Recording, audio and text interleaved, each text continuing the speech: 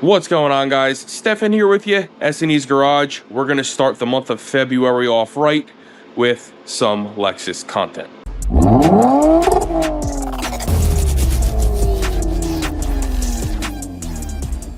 So around 5 or 6 months ago, we went ahead and revamped the suspension here on this car. We installed a fully adjustable Tane coilover suspension system, and then we went ahead and replaced the worn out front lower control arm bushings with some Lexus GSF bushings because they're a little bit stiffer. They're going to provide a little bit of better steering response, and they're going to help prevent the inner tire wear that these cars are known for. Now with that, when you stiffen the suspension, you're making the suspension stiffer, and that's going to lead to some more body flex, and that is going to hurt your steering response and your turn-in.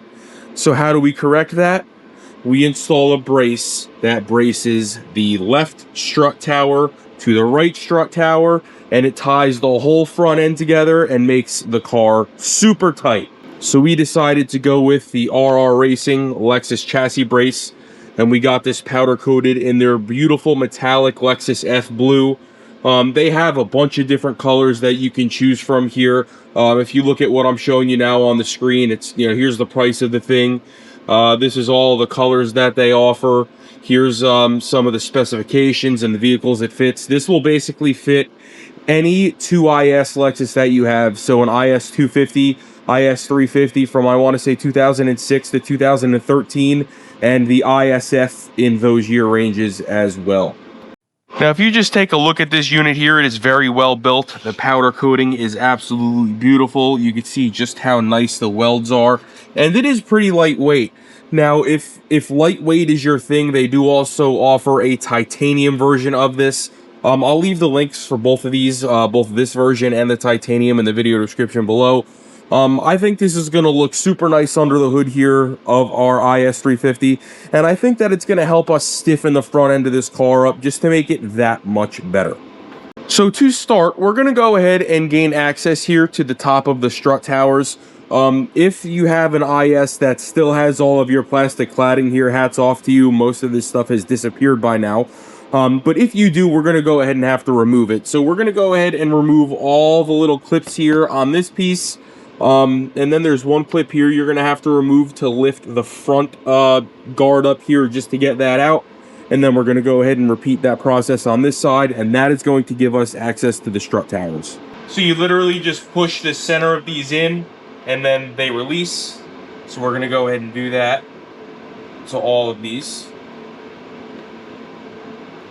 Then you can go ahead and lift the unit out like so.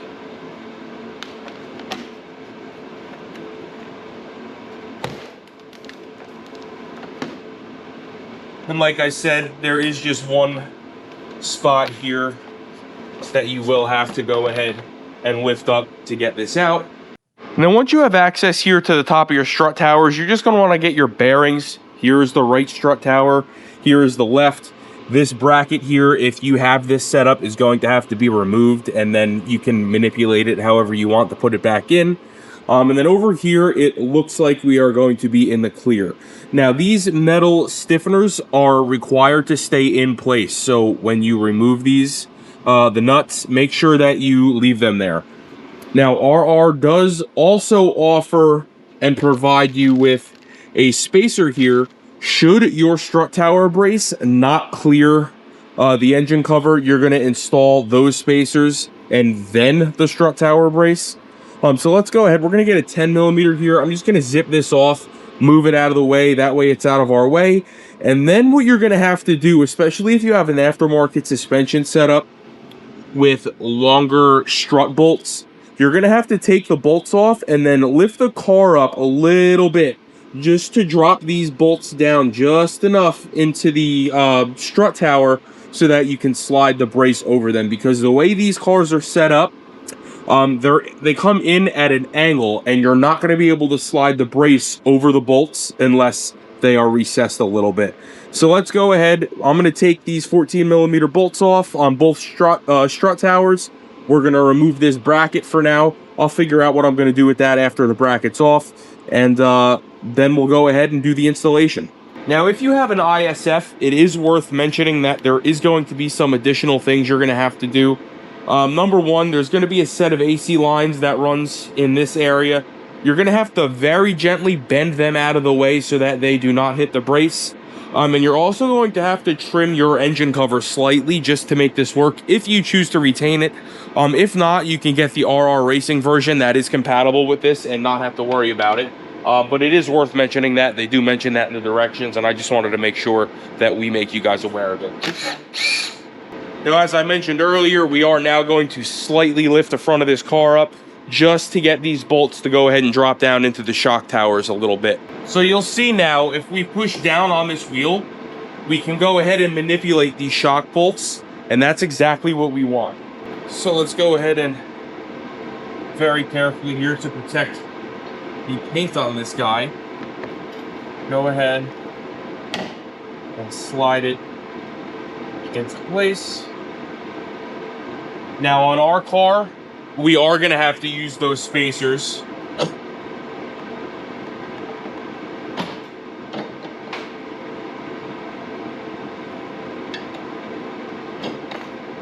So let me very quickly go ahead and grab them.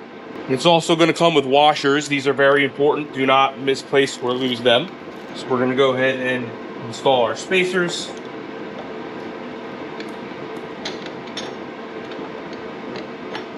Like so.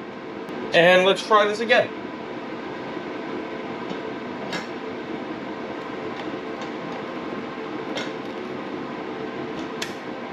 Beautiful. Now once it's on, now we can go ahead and put the weight back on the car and reinstall the nuts for the struts. Now, these washers are going to go in between them. So let's lower the car down, slide the washers over the studs, and then we're going to torque the nuts down. So we are just very carefully sliding these washers here over the studs. And then we're just going to go ahead and start our nuts. The back nut here on the passenger side is going to be a pain in the butt because you have the intake in the way and you have the fuse panel in the way. But we got them all started. Now we're going to go ahead and torque all 6 nuts to 55 foot-pounds. 1. Okay, 5. Gonna need a longer one for that inner one. Let's go ahead and do these 2 here.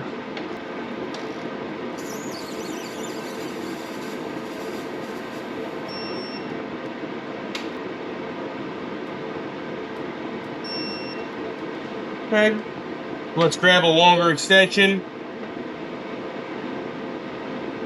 and torque the last 2 down. Okay.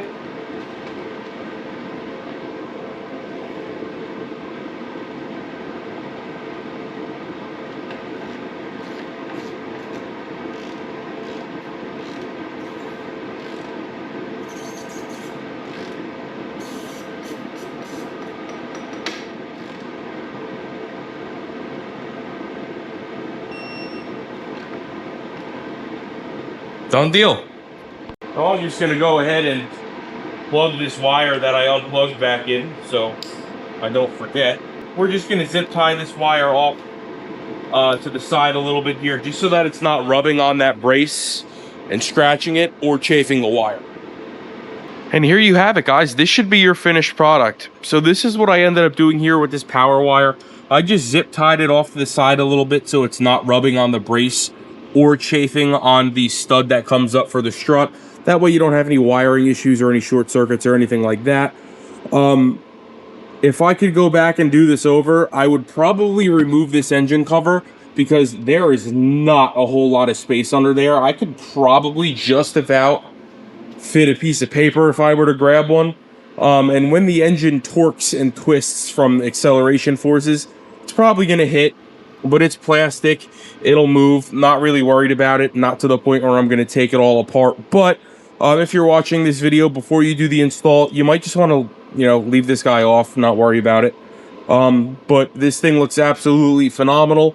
The first time you shut your hood, you're probably just going to want to shut it kind of slow, like I just did. Make sure it's not going to hit, which it's not. Everything here looks good. And we're going to call this one complete. So if this video interested you, please like, share, subscribe. Definitely check out the guys at RR Racing. They help us make this channel possible. We have 2 Lexuses now that they offer parts for, and we have a ton of parts from them on both of our cars. We absolutely love them. They stand behind their products, and they're awesome to deal with. Rafi is great. If you are going to order one of these, give him a call. Let Rafi know Stefan from Messiny's Garage sent you, and maybe he'll take care of you. But if this video helped you, again, like, share, subscribe, stay tuned. We'll see you next time.